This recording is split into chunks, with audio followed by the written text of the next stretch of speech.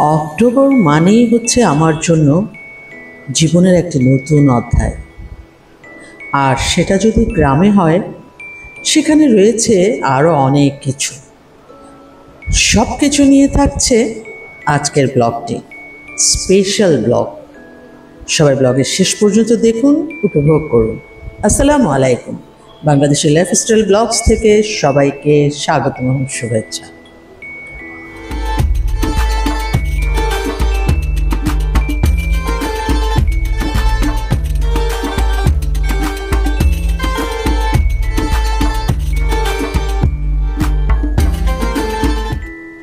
বছরের সব মাসগুলোর মধ্যে অক্টোবর কিন্তু এক অন্য রূপে ধরা দেয়। এই আকাশের সজ্জাটা দেখেছেন? আমি এসেছি আমার এই গ্রামের আরেকটি জায়গায়, কিন্তু সেখানকার আয়োজনে এত কোলাহল, আমার আজকের জন্মদিনটাই একেবারে মুখরিত হয়ে উঠেছে চারপাশ। দেখতে দেখতে চলে এলাম আমার বাড়ির উঠোনে। চারপাশে একেবারে ছড়িয়ে ছিটিয়ে আছে আনন্দের উৎসব। এখানে এসেই টের পেলাম শীতের আগমনী বার্তা। কুয়াশাটা হালকা, আর এই মাসে যদি থাকে কারো কারো জন্মদিন, তবে একেবারে পোয়া বারো। পুরো গ্রামটা যেন উৎসব মুখর হয়ে উঠেছে। আর আমার বেশ মজা লাগছে ইনাদের সাথে এই আয়োজন নিয়ে খেতে। যেটা ডাইনিং টেবিল, ওই সজ্জিত ডাইনিং টেবিলে তেমন একটা আনন্দিত হওয়ার মতো আমার হৃদয়ে কোনো প্রকারই উদ্বেগ তৈরি করবে না। অক্টোবরের এই হাওয়া কিন্তু বলে দেয় সুখ বাড়ি বয়ে আসে। এই যে সময় রান্না করলাম, তারপর এই যে আয়োজনগুলো, আগে ওনাদের বললাম চলো আগে আমরা একটু খেয়ে নিই, তারপর আমরা এই আয়োজনের উৎসবে মাত্র। জন্মদিনের সেলিব্রেশনটা এখানে করা আমার ইদানিংকার এক প্রকার ইচ্ছে থেকে যায়। কেক কাটার চেয়ে এদের সাথে ভালোবাসাটাকে ভাগ করে নেওয়ার মধ্যে মনে হয় জন্মদিনের আনন্দটা বোধ হয় দ্বিগুণ, তিনগুণ, চারগুণ হয়ে গেল। এত আন্তরিক থাকেন ওনারা যে আমার মধ্যে মধ্যে ইচ্ছে করে এখানেই বছরটা যদি কারা যেত বেশ হতো। আজকের রান্নায় চলবে জম্পেশ আয়োজন। সব কিছু নিয়ে আসা হয়েছে, এখন চা খাওয়ার অপেক্ষা মাত্র। আমরা যে যে রান্নাগুলো করব সেগুলোর মোটামুটি একটা আইডিয়া দিতে পারি। আজকে রান্না হবে মাছ, মাংস, সবজি, ভর্তা, ডিম, ডাল, সাদা ভাত। এগুলোকে নিয়ে আজকের বুফে, ভিলেজ বুফে লাঞ্চ। তো যাই হোক, চলেন এই রান্নার আয়োজনটি কেমন হচ্ছে আপনাদের সাথে দেখি। নিয়ে এসেছিলাম আমি কুচু চিংড়ি। কুচু চিংড়িগুলো এমন বিশাল অবস্থা, বাজারের যে দাম, এই যে অচেনা মানুষ লেগেছে আমাকে। অর্থাৎ ওখানে গিয়ে আমার মনে হয়েছে আমি কোন জগতে এসে পড়েছি। 100 টাকার চিংড়ি, আমার তো মনে হয়েছে আমি রাজ্য জয় করে ফেলেছি। ফাইনালি আমার এই ছোট্ট রান্নাঘরটি খুব সাজানো গোছানো নয়, কিন্তু আমার এখানে রান্না করতে বেশ লাগে। চারপাশে একেবারে ওপেন করে রাখা হয়েছে। ডিম হয়ে গেল, ডিমটা আমি ঠিক করে নিচ্ছি, কারণ সাথে সাথে ডিমের কারিটা দিয়ে দিব। এ ফাঁকে আমি একটা ডিম খেয়ে ফেললাম। আর একটা অবাক বিষয়, শহরের ডিমগুলোর সাথে গ্রামের ডিমগুলোর মধ্যে অনেক পার্থক্য। তো যাই হোক, ডিমটা কমপ্লিট করতে করতে আমরা চলে যাচ্ছি আরেকটি আয়োজনে। অর্থাৎ এখানে সালাদ কোটা হয়ে গেল। এই ফাঁকে বাড়ির আবহাওয়াটা বেশ লাগছিল। তো ডিমের কারিটা প্রায় শেষের দিকে।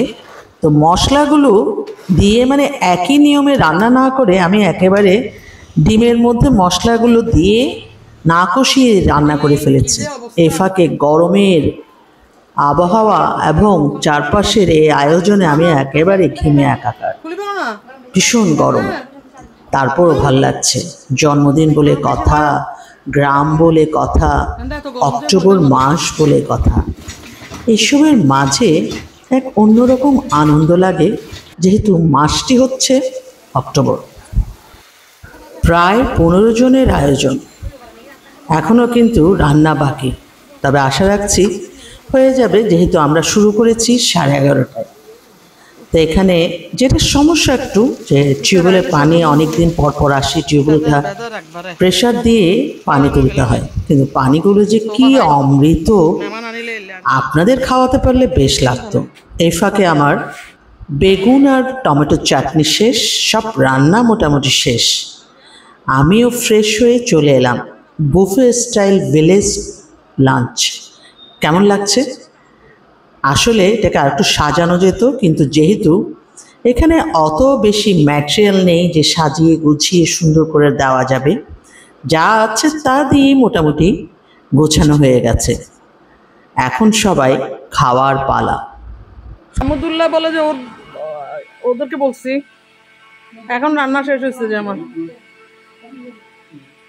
আচ্ছা দেখি না দুধে ওরা ম্যানেজ করে দিতে পারে কিনা, বললে আমি এনে দিব।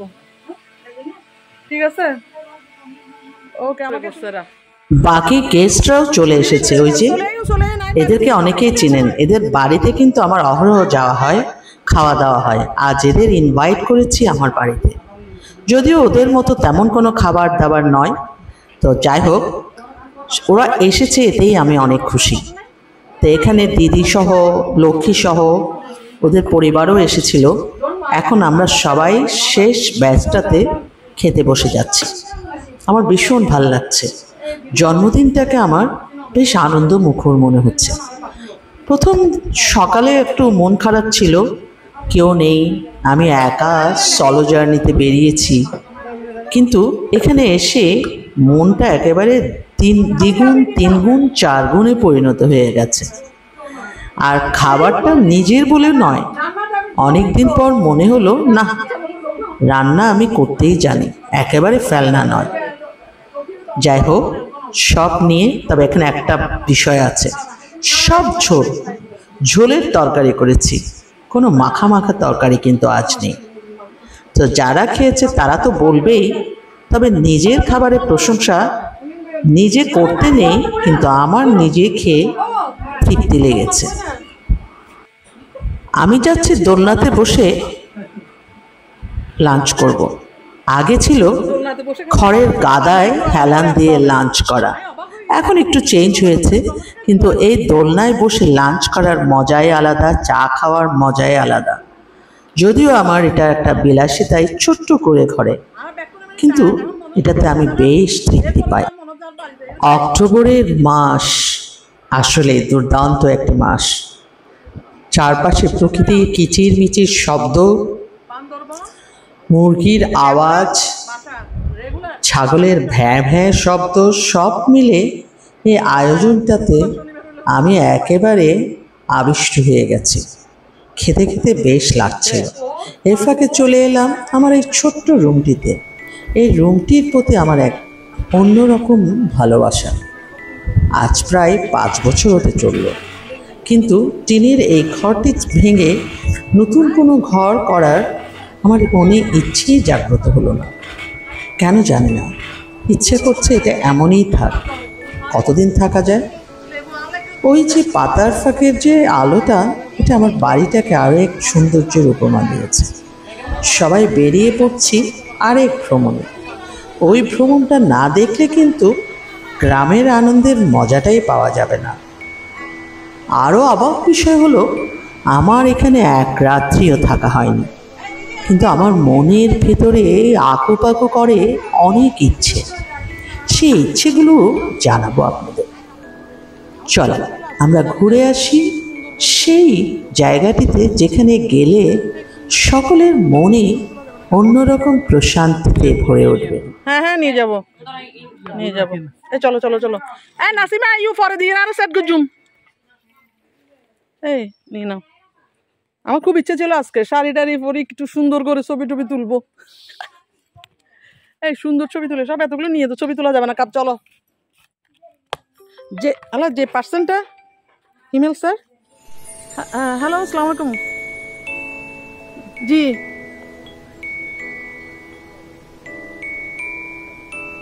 তো কি করবে?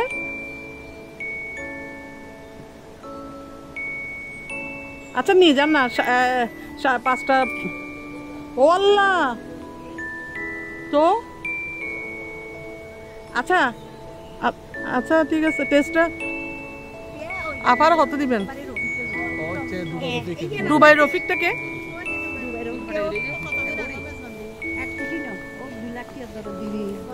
16 ঘন্টা নো 6 ঘন্টা 13 ঘন্টা 2 করা এন্ডে তো না কেউ বিক্রি করিব না।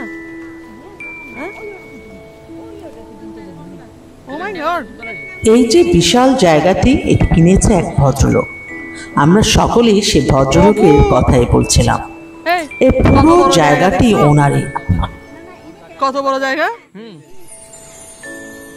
অনেক বড়। কেউ নেই, অনেক মানুষ,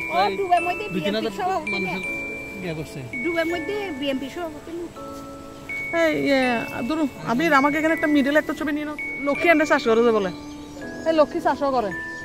হ্যাঁ খন্ড করে, গরম বেশি।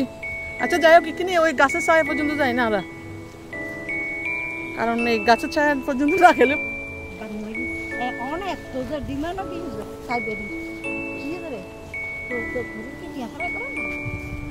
আয় তো বেশি কষ্টই।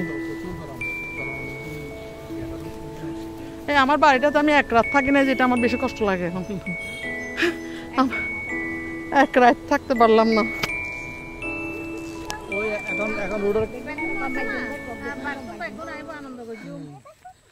এখানে একটা পোল ছিল না? প্রতিবার এলে নানান কাজকর্মে আমার এদিকে আর আসা হয় না। আগে প্রায় আসা হতো। আসলে আমার বাড়ির আশপাশে একেবারে প্রকৃতির খাজানা। এই পিচ্চি এত আনন্দ নিয়ে ঘুরছিল, আমি যখন পরে ভিডিও দেখছিলাম বেশ এনজয় করছিলাম।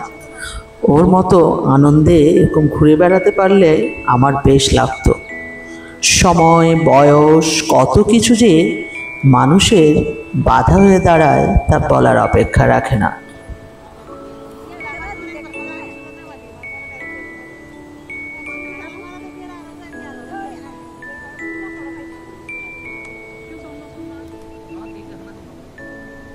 করতেছে না না? এই জায়গাটা তো সুন্দর, এই জায়গাটা তো সুন্দর। আয়নটা এবার সময় না হয়, সত্যি কথা খুবই সুন্দর।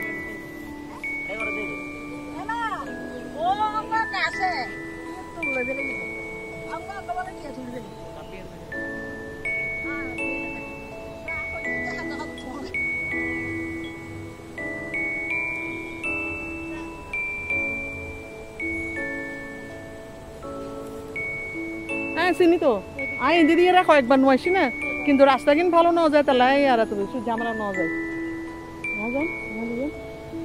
সবচেয়ে একটা বিষয় হলো, যারা এসেছেন তারা এই আনন্দগুলিকে উপভোগ করতে আগ্রহী। এটা কিন্তু আমার জার্নিটাকে আরো বেশি আনন্দিত করেছে। যদি ওরা নিরামিষ হতো তাহলে কিন্তু কিছুই হতো না, কারণ এরকম অনেক মানুষ আশেপাশে আছে, সবাই এনজয় করে না। খেয়ে মাত্র আমরা বেরিয়েছি। ওই যে আকাশের যে পাখিগুলো, এই ক্যাপচারটা আমার এত ভালো লেগেছে, যদিও এটা আইফোনের। যাই হোক, এখন ধানের যে শীষগুলো, সেখান থেকে কিন্তু ধান প্রায় নিয়ে আসার পথে। আমার বাড়ির এই পথটা 4টা পথের একটি পথ হচ্ছে এখানে। এখানে আসা হয় কম, কিন্তু আজ আসতে পেরে আলহামদুলিল্লাহ, দেখতে পেরে আলহামদুলিল্লাহ, সময়টা আমাকে এমনভাবে দেওয়ার জন্য আলহামদুলিল্লাহ। এখন আমার বাড়ি ফেরার, অর্থাৎ আমার প্যাভিলিয়নে ফেরার সময় হয়ে এসেছে। কি করছো এতদিন?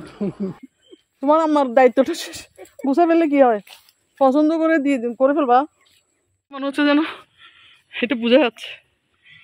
কিন্তু এই ভদ্রলোক এতগুলো জায়গা কেমনে কিনলো রে ভাই? আমারটা তো আমি মধ্যে টায়ার্ড হয়ে মনে করছিলাম বিক্রি করে দিব, কিন্তু আমার সবাই আবার মানা করছে, খবরদার বিক্রি করবেন না।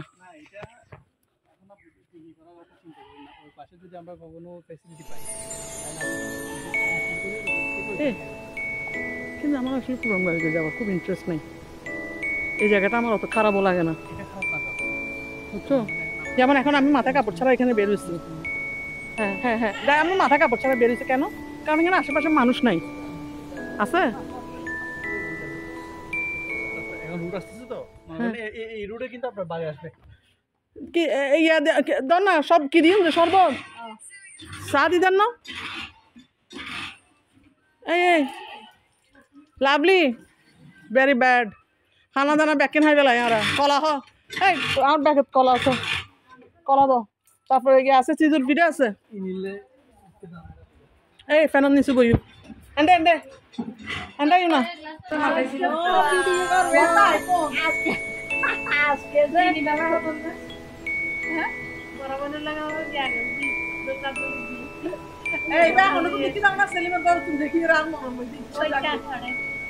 সেলিমের ঘরে আমি নিজে যাই ছবি তুলছিলাম। হ্যাঁ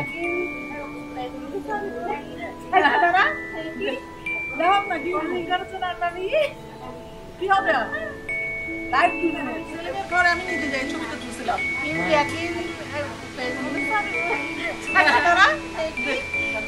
থেকে না হয়েছে গাছ থেকে।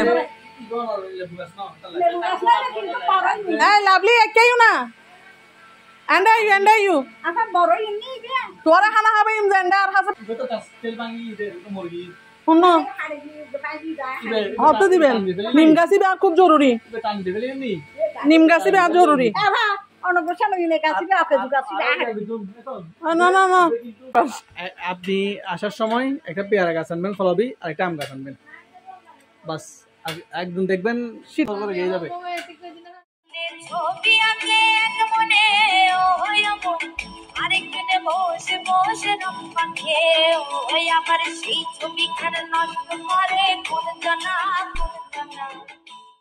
সব পেছনে রেখে আমি আবার ফিরছি চারপাশের আনন্দগুলোকে নিয়ে, কিন্তু মন পড়ে আছে আবার কখন ফিরবো এখানে। অক্টোবর আসলেই আমার জন্য নাকি সবার জন্য খুবই আনন্দের একটি মাস। সবাই ভালো থাকুন, সুস্থ থাকুন, নিরাপদে থাকুন। আসছে নতুন নতুন ব্লগ। আল্লাহ হাফেজ।